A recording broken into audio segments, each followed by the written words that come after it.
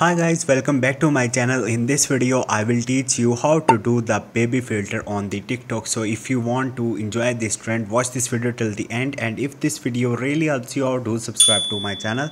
So first of all, you have to open your Play Store and you have to search for the Remini application. So this is basically AI photo enhancer.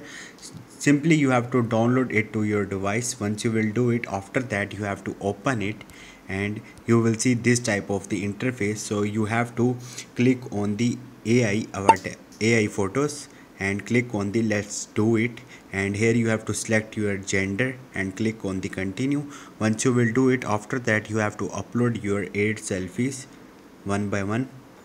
Once you will do it, after that you have to click on the continue and you will see this type of the thing. You have to click on the baby right here. So you have to click on the use this model image, and once you will do it, after that you have to cross it.